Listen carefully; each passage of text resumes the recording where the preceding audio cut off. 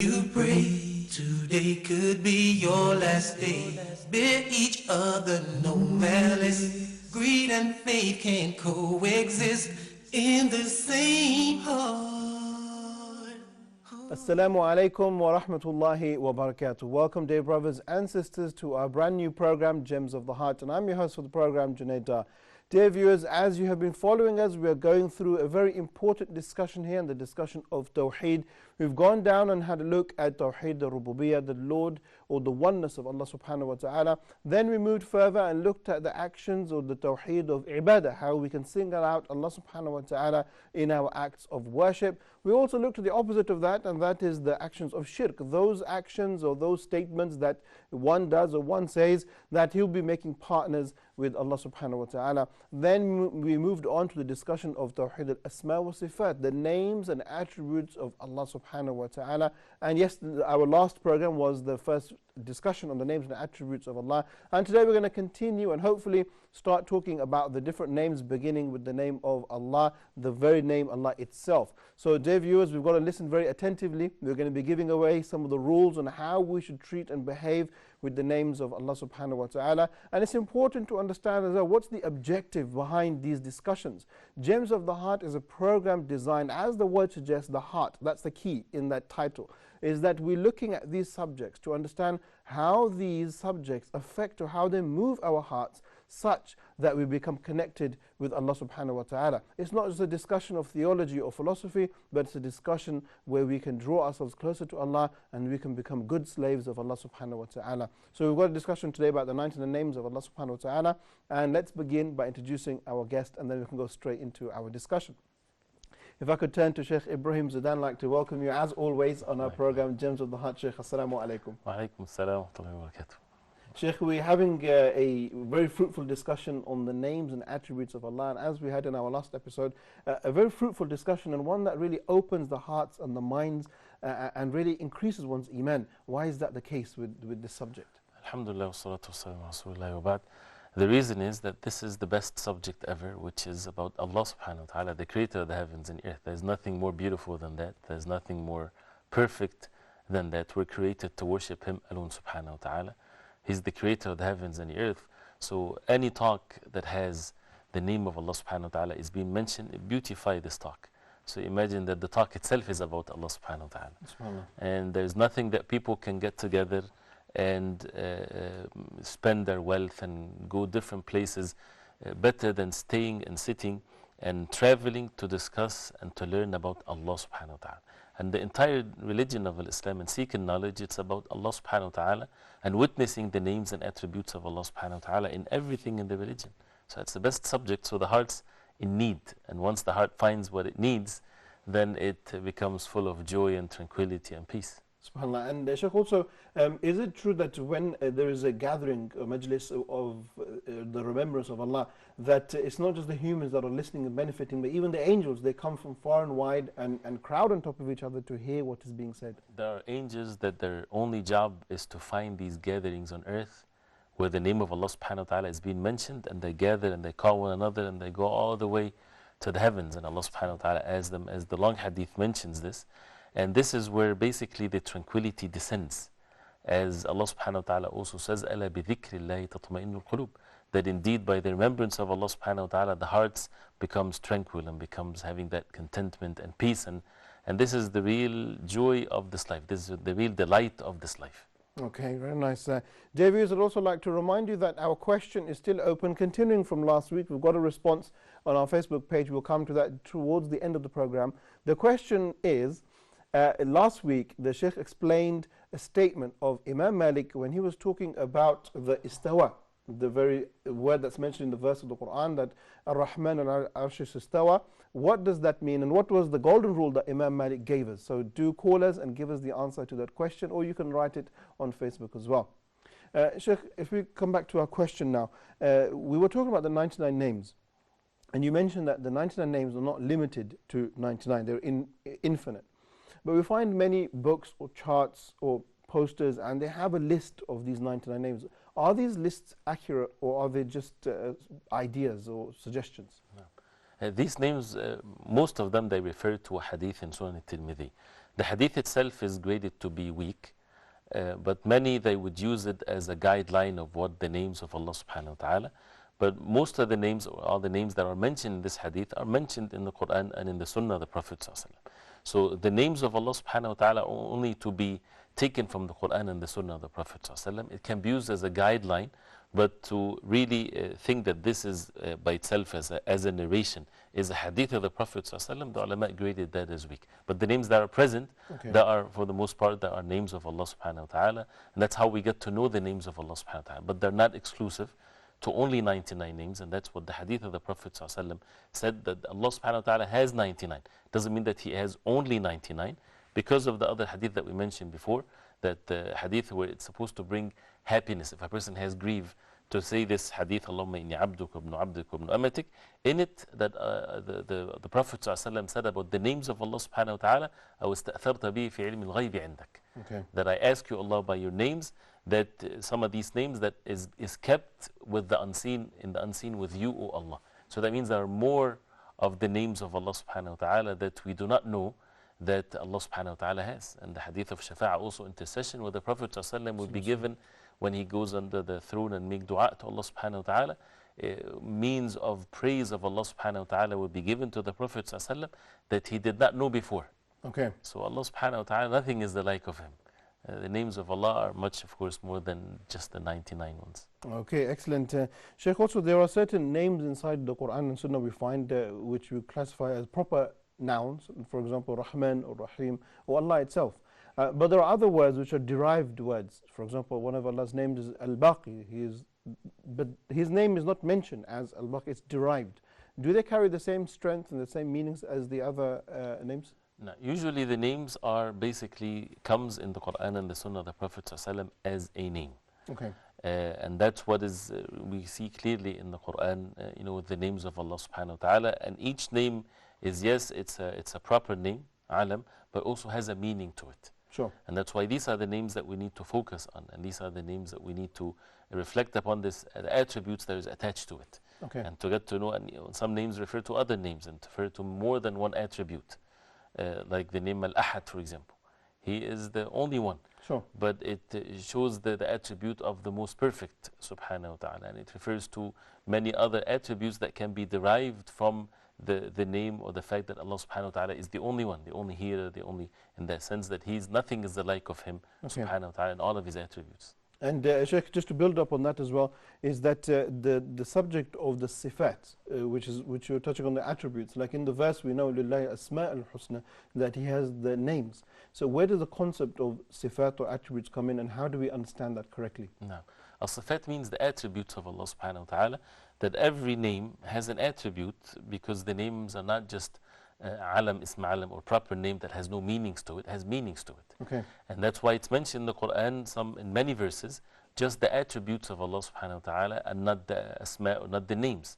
Like, for example, وَكَانَ اللَّهُ سَمِيعًا عَلِيمًا, Allah subhanahu wa ta'ala is ever hearing and He is ever knowing.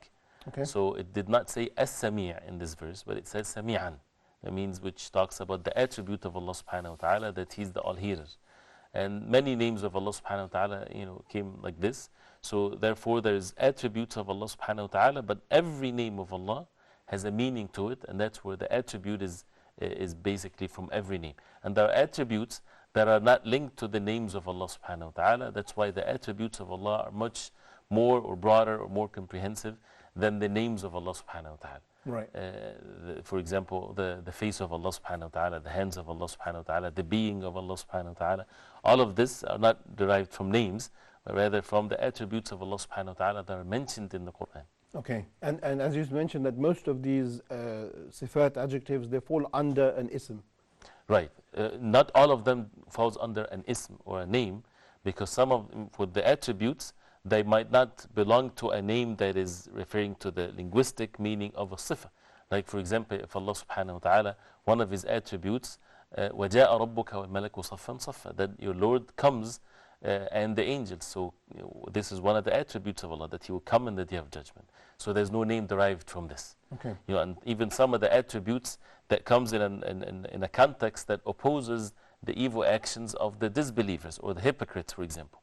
As Allah subhanahu wa ta'ala says that the munafiqeen يخادعون الله وهو خادعهم, that the munafiqeen, they deceive or they think that they can deceive Allah, and Allah subhanahu wa ta'ala will deceive them. Okay. So this is an attribute in the context of opposing the evil actions of the hypocrites. This is an attribute of perfection, but it's not something that you would derive a name from it, because this is a deficient name. If someone would say that Allah subhanahu wa ta'ala is deceiving, Allah subhanahu wa ta'ala is not deceiving to His creation, but when the hypocrites, they think that they can deceive Allah, Allah will deceive them in the Day of Judgment. Okay. And this is an attribute of perfection to Allah subhanahu wa ta'ala. Okay, subhanAllah. Dear viewers, as you can see there on your screens, right at the bottom there, you can see our numbers. Please do pick up your phones and do call us and give us your questions, your queries, or even if you would like to add a comment to the topic of the names and attributes, please do so. If you're calling outside of Egypt, then please don't forget to use the code which is in the brackets 002. We'd love to hear what you have to say, what you would like to add to the program. Sheikh, coming back to the issue of the 99 names once again, is there a wisdom in not knowing the exact amount of names, and is there wisdom in not knowing what are these 99 names exactly? Allah subhanahu wa ta'ala is the most wise, and it's a way for the believers to put the effort and to recite the Quran, and as if it's meant for the believers to go through the names of Allah subhanahu wa ta'ala when they recite the entire Quran. It's not meant for a person to sit and memorize just list of names for the sake of memorizing it. Okay. But rather for the person to understand the meaning of it and to believe in it and to act according to it and to see the effect of it in one's life. And this is what the Prophet ﷺ and the companions radiallahu anhum did. The Prophet ﷺ did not tell them, here are the names, memorize them. And they would sit and memorize them, or they would sit together and they just mention the names of Allah, as some people do. This is all innovations in the religion, okay, where people would just repeat an attribute or a name of Allah subhanahu wa ta'ala over and over again, or saying all the names of Allah from the beginning to the end. This is not an act of worship to be done, because the Prophet ﷺ did not do that. So that means it's what is perfect is that it's the way it is. That people would keep on reflecting upon the names of Allah subhanahu wa ta'ala, taking one name and reflecting upon it, see how it's mentioned in the Quran and the Sunnah of the Prophet ﷺ, and now the effect of these names of Allah subhanahu wa ta'ala in the lives of the people in this life and in the hereafter, so that people would worship Allah subhanahu wa ta'ala with these names and attributes. Okay, excellent. Also, Sheikh, when we're talking about, or when people are talking about the names and attributes of Allah, how important is it that we talk about them with knowledge, and that we don't talk, just like you had mentioned, in acts that lead to bid'ah or lead to even aspects of shirk? How important is that we talk with ilm? This whole entire religion is based on ilm, on knowledge, because it's matters of unseen to us. It's depending on the wahy, revelation from Allah. And the only one that received that wahy, this revelation from Allah subhanahu wa ta'ala, is Rasulullah sallallahu alayhi wa sallam. And the Prophet sallallahu alayhi wa sallam, he said that ulama warathatul anbiya. The scholars are inheritors of the prophets, so they inherited this ilm, this knowledge. So it's about knowing basically what Allah subhanahu wa ta'ala wants from us and His names and attributes. We have no capacity as human beings to know Allah subhanahu wa ta'ala except by the revelation from Allah subhanahu wa ta'ala. Okay. So people have to humble themselves.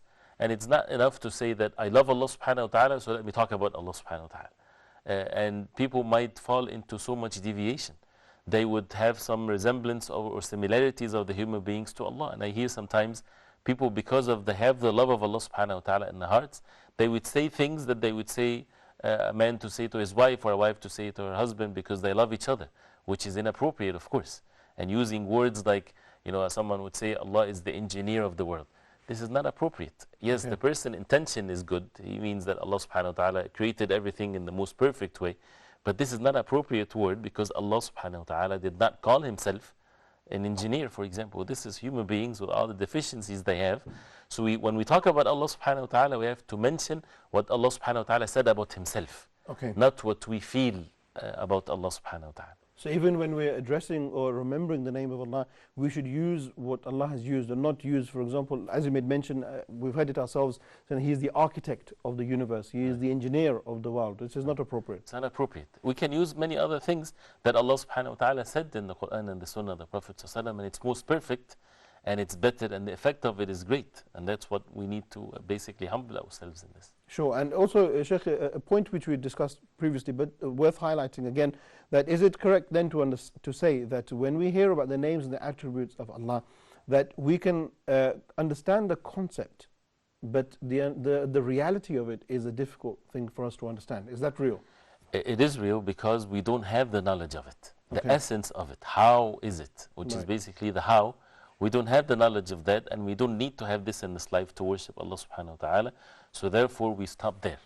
We don't go beyond what is given to us in the Quran and the Sunnah of the Prophet ﷺ, and we don't say how this attribute, how this attribute. This is not permissible because Allah subhanahu wa ta'ala did not give that knowledge to us.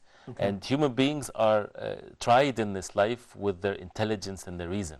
Like philosophers, for example, they think that there is no limits to their thinking. They can go whatever they want to think about and talk about.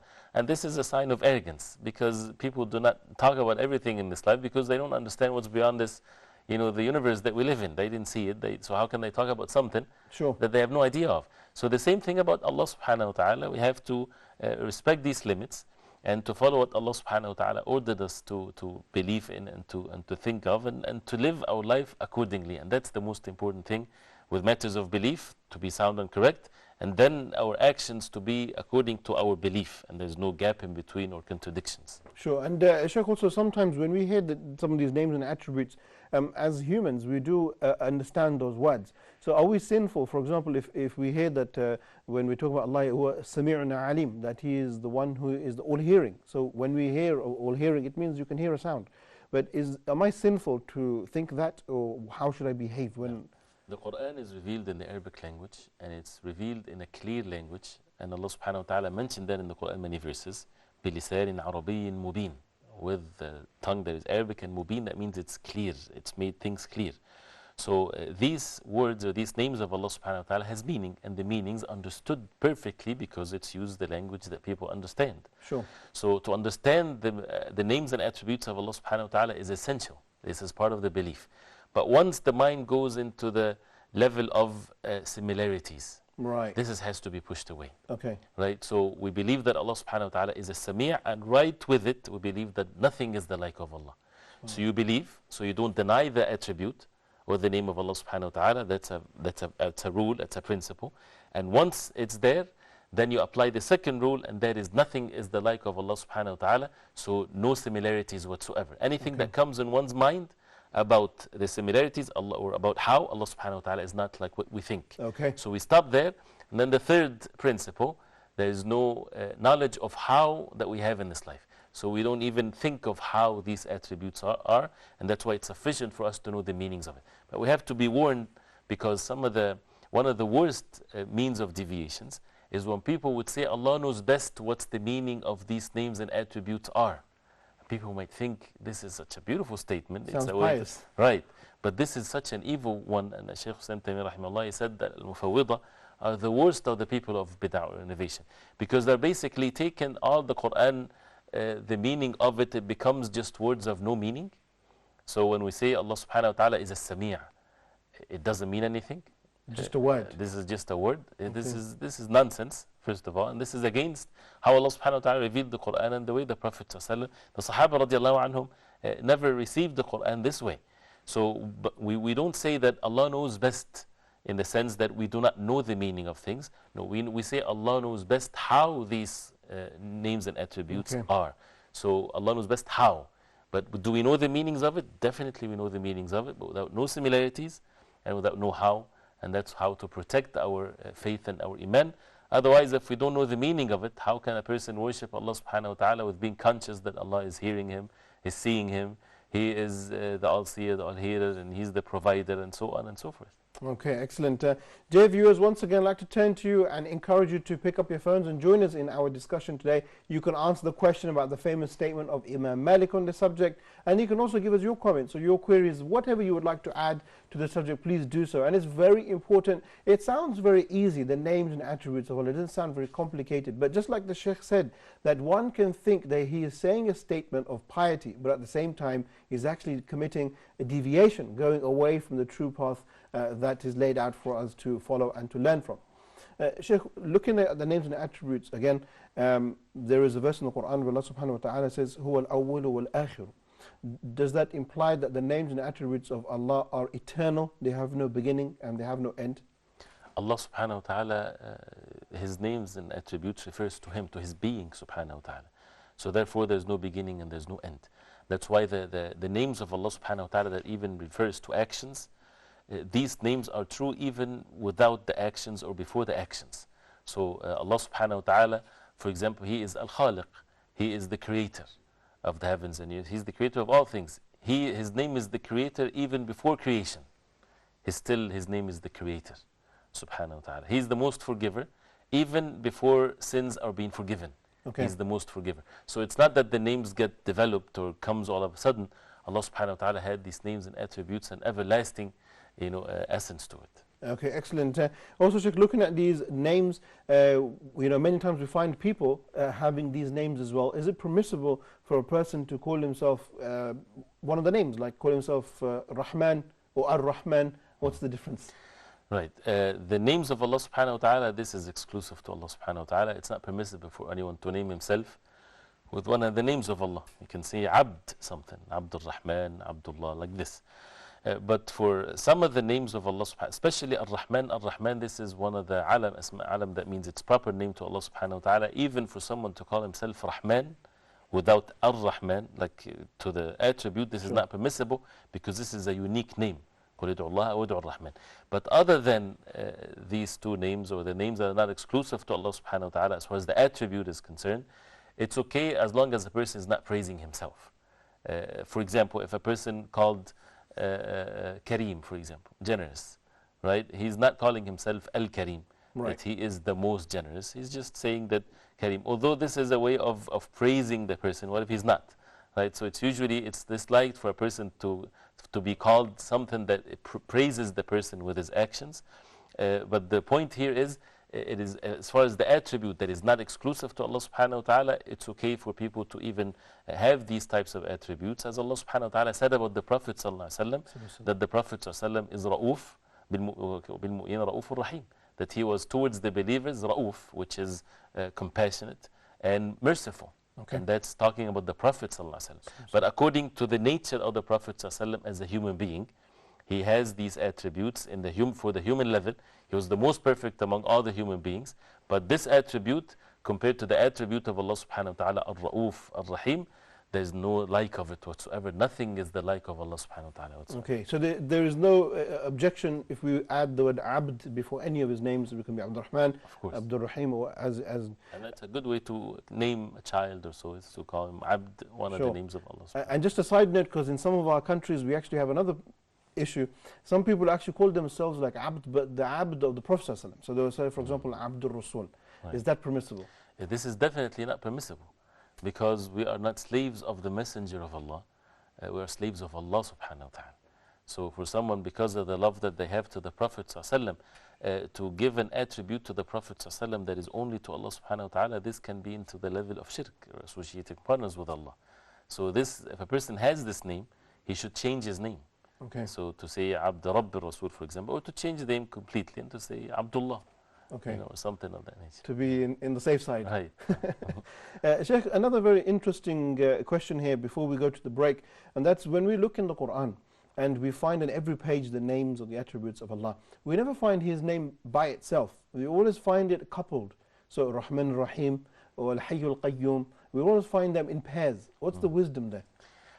Not all, of course, the verses like that, but most of them, yes.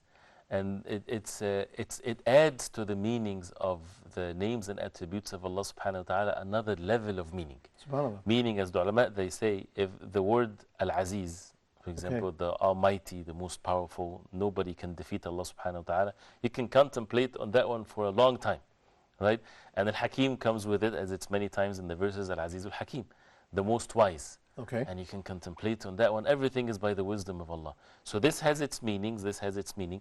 But when you put both together, gives another level of meanings, which when they're both together, you have the might and power with wisdom.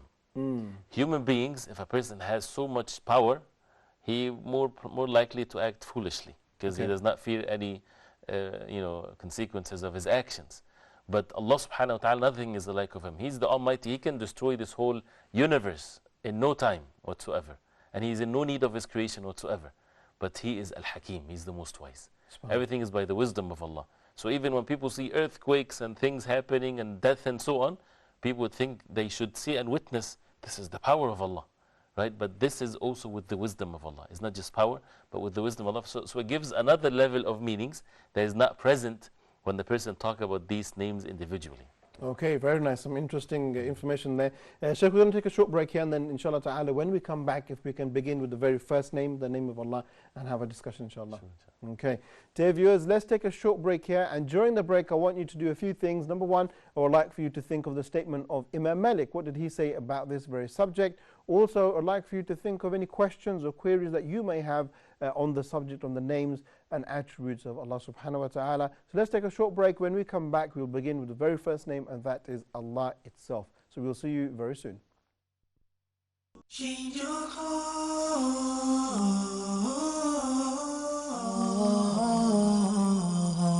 Lord, change our heart,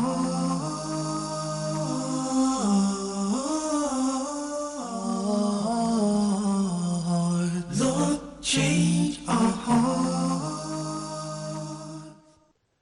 Assalamu alaikum wa rahmatullahi wa barakatuh. Welcome back, dear viewers, joining us on our live program, Gems of the Heart, where we are looking at the names and the attributes of Allah subhanahu wa ta'ala. And now in this second part of the program, we're going to be looking at the names. We're going to start off from the top, and we're going to, inshallah ta'ala, take it slowly, talk in detail about the different names and their meanings, and most importantly, we're going to look at the effects they have on our hearts and how our hearts become connected with Allah subhanahu wa ta'ala. Sheikh, if we can begin from the top, and if I could ask you about the most mentioned name or the greatest name from amongst the names and attributes of Allah. The one that is most mentioned and it's the greatest name is the name Allah. Okay. And this is when we look at the Quran, when we say La ilaha illallah, many verses, many verses, even some verses, every verse the name of Allah is mentioned. Maybe this can be a question.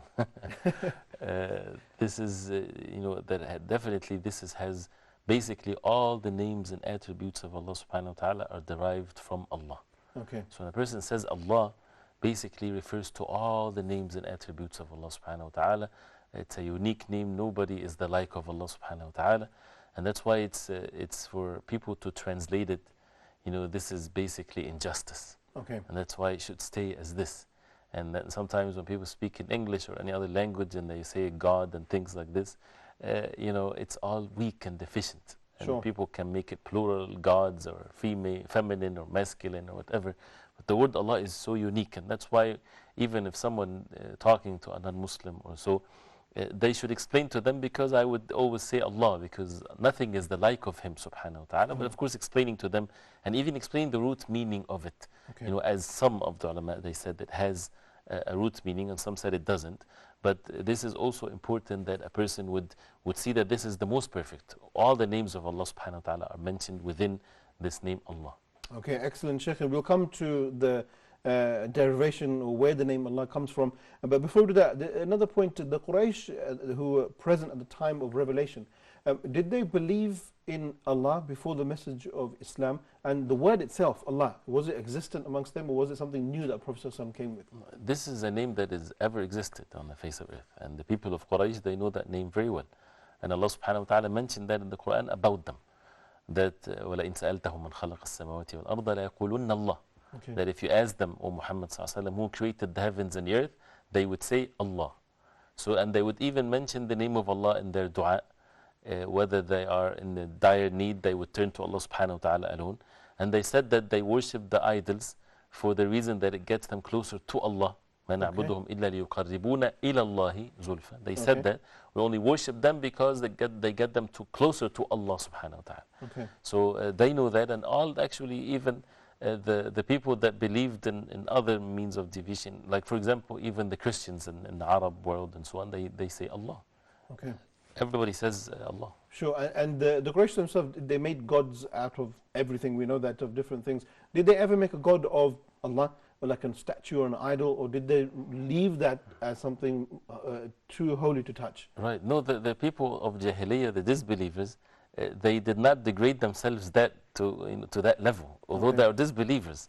But they believed in Allah subhanahu wa ta'ala as the supreme, and there's nothing the like of Him.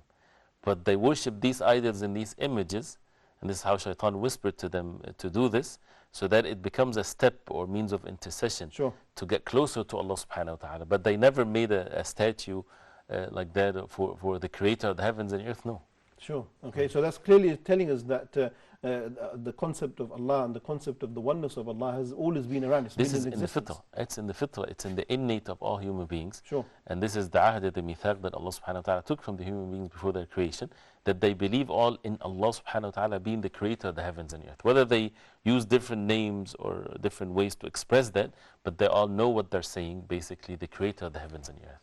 Okay, excellent. Sheikh, the word itself, now let's a slight a linguistic discussion, but where is it derived from? Is it a proper noun or is it something that has a derivative to it? This issue, the ulama had differences of opinions, whether the name is a proper name that is not derived from anything or whether it's derived from something. So this is a valid differences of opinions. But those who said it's derived, they said it's derived from the word alaha ya'lahu ilahatan.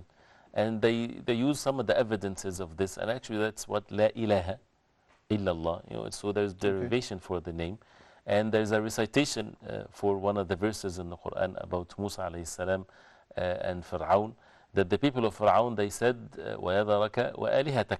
Ibn Abbas radiallahu anhuma, he recited also وَيَذَرَكَ وَإِلَهَتَكَ. Okay. وَإِلَهَتَكَ, not وَآلِهَتَكَ. وَإِلَهَتَكَ means and leave you and your worship. So that's basically the root meaning of the word, as many said, that it's derived from the one to be worshipped. Okay. So therefore, La ilaha illallah means there's no one worthy of worship except Allah. Allah meaning the one that is worthy of worship. Okay. So it has the meaning of the worship of Allah, the khudu', the submission to Allah subhanahu wa ta'ala, comes with the meaning of the perfect love to Allah subhanahu wa ta'ala, and that's even the word of al-wala. There is so much love that is present in the heart. So all of this has some meanings, root meanings to it, but again, it is not exclusive to these meanings, because all the names and attributes of Allah subhanahu wa ta'ala are included in the name Allah. Okay. But it's the significance of it, it's important to remember that when we translate, when we understand the meaning of La ilaha illallah, Right. it is not there's no God but Allah, it is not there's no creator but Allah. Of course, this is all true, but the message of the messengers of Allah, they call people to what? There is no one worthy of worship. To not worship anyone except Allah subhanahu wa ta'ala, because He's the only one that deserves to be worshipped. Okay. So it was self-explanatory. That's why the people of Quraysh, they refused to say it. Although they understood and they believed in Allah subhanahu wa ta'ala being their creator. And He's the only creator. They did not believe that the idols creates or sustains or whatever. So they believed in Allah subhanahu wa ta'ala being the only creator. And they did not say La ilaha illallah because they understood what it means. It means He's the only one to be worshipped. That means leave all of these things that you worship besides Allah and turn to Him alone in worship. So Shaykh, am I correct in understanding that the Quraysh at that time, they acknowledged the concept of Tawheed Rububiyyah, that He is our Lord. But Right. their problem, their contention was with the second part, which is the Tawheed al-Ibadah. Right. That's where they couldn't quite grasp the concept. Right, and that's why the Quraysh did not have any problem to say there is no God but Allah, or there is no creator but Allah. Most human beings today, they would say that, no problem. Christians, Jews, everybody. But what makes this is the unique to the people of the truth is, who do you worship? Are you worshipping Allah subhanahu wa ta'ala alone? With your prayers, with your needs, with your relying on Him alone. You call upon Him, you don't call upon anyone else. No divinity to anyone except Allah subhanahu wa ta'ala. He's the only one to be worshipped. That's the essence of the Tawheed, and that's the meaning of La ilaha illallah. Okay, so just to put that into a summary, that the root of the word Allah, the root meaning of the word Allah is from the one to be worshipped. the one to be worshipped. Yes. Okay, great.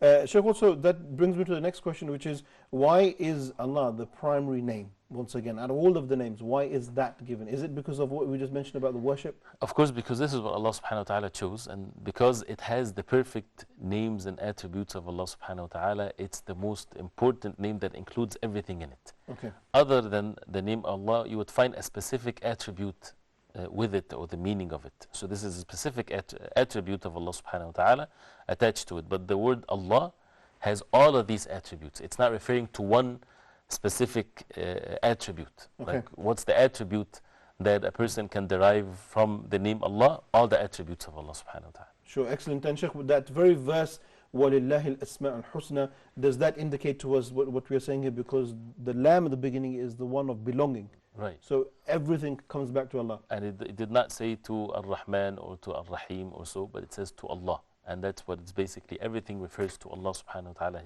his perfect name.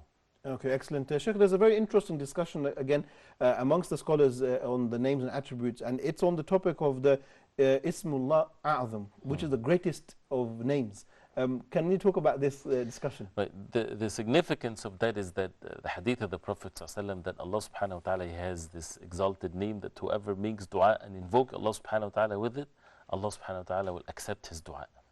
So as a result of that, people wanted to know what is this name that if you make dua to Allah subhanahu wa ta'ala using it, your dua will be accepted.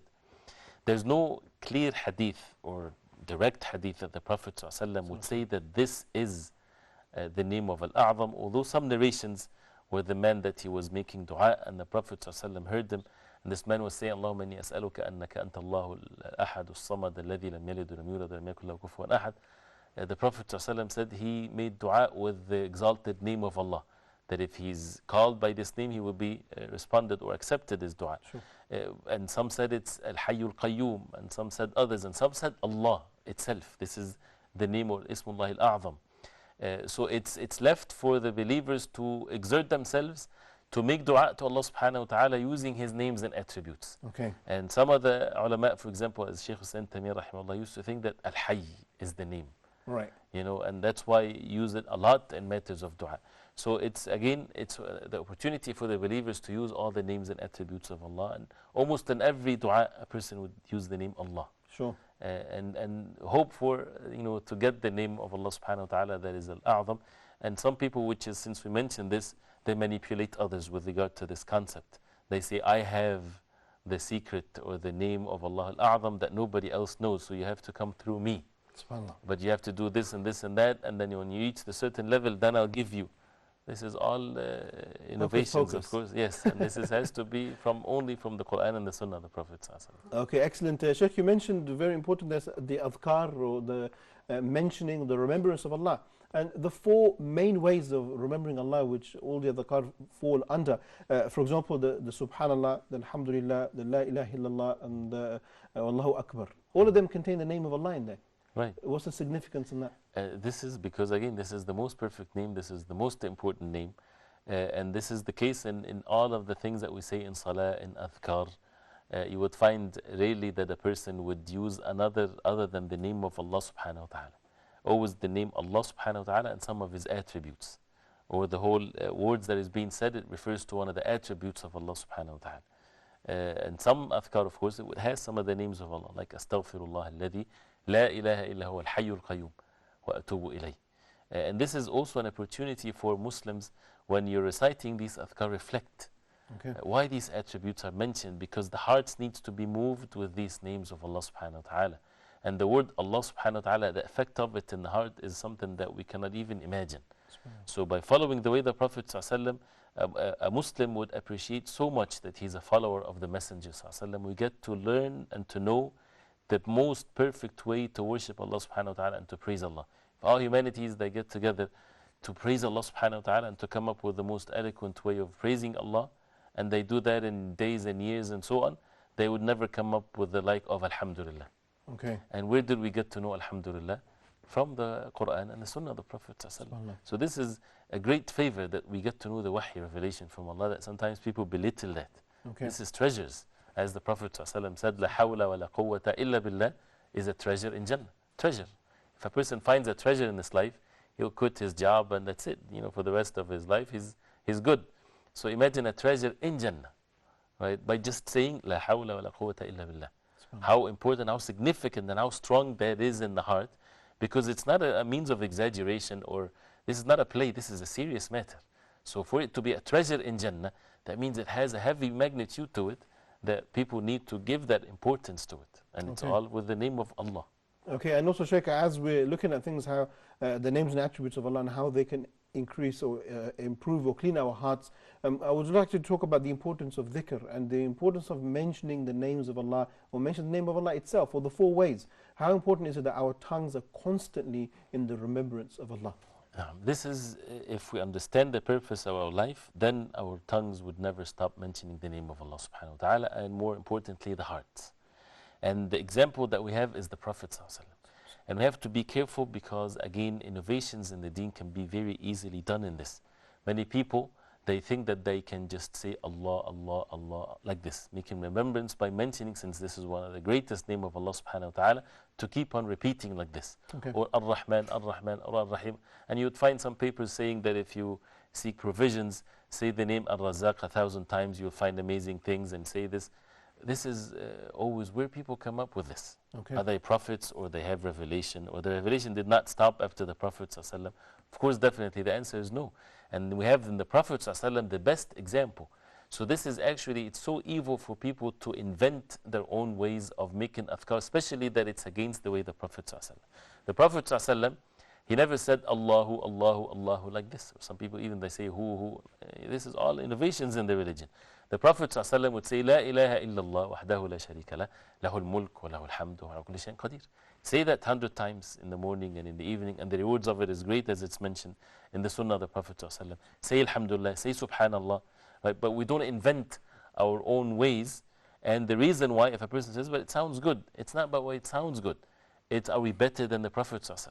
Do we reach a virtue that the Prophet ﷺ did not know about? Did the Prophet ﷺ know about it, or he did know about it? If he did know about it, who are we to know something that he didn't know? And if he knew about it, why didn't he convey it to his ummah? When he conveyed everything, that means definitely it was not revealed to the Prophet ﷺ, because Allah preserved this religion. Okay. So knowledge, knowledge, knowledge, and then we become patient to force ourselves, to work ourselves to make remembrance of Allah subhanahu wa ta'ala. Okay, excellent. Sheikh, also another unique feature of the name Allah itself is something I found in the books of tajweed or pronunciation, is the word itself contains is a miracle. There's a special way of saying it. Can I ask you to talk about that? Right, the word Allah, as you see, it's heavy, right, and it's the sound of it is unique, right, and that's why when you say Allah, the hamza is light, then the lam with the shadda like this, you make it thick and heavy. Okay. So you say Allah, Allah, right, and it's the way, the ease of it. You know, it's amazing how easy it comes from the human being. Every human being can say it unless a person is mute. Okay. You know, people from different languages or different accents, they might have difficulty in saying certain letters like ha and things like this. But anybody can say Allah. It's very easy. And Allah subhanahu wa ta'ala is the most wise. But again, there's not too much of things that's been mentioned about this, but it's just something, it's okay to think and to reflect upon this, even the ease of saying the word and how heavy and how important it comes from the, you know, from even the ha at the end comes from the bottom of your throat. It just, you know, gets you all working in an easy way to mention the name of Allah. So there's miracles in it from the meaning side, there's miracles in it from the pronunciation side, there's miracles all surrounding the name of Allah. People would never come up with anything more perfect than this. Subhanallah. No. Subhanallah. Sheikh, another interesting feature which I found again with the name of Allah is that there are approximately like 33 verses in the Quran that begin with the name Allah. And you find one or two that begin with the name Rahman. So how significant, how important is it that these verses begin with the name Allah itself? Whenever the verse starts with the name of Allah subhanahu wa ta'ala, that means there's something here for people to reflect upon, and this is what is meant to be in the hearts first. So for example, if the best verse in the Quran, Ayatul Kursi, starts with Allah, the whole verse is about Allah subhanahu wa ta'ala, and that's what is meant first.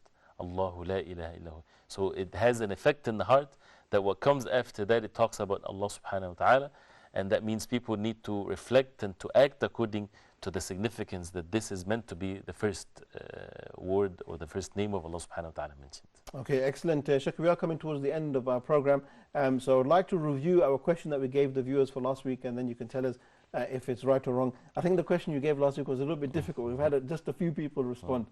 The question we put forward was, what was the statement of Imam Malik with regards to the names and attributes of Allah, the istiwa in specific?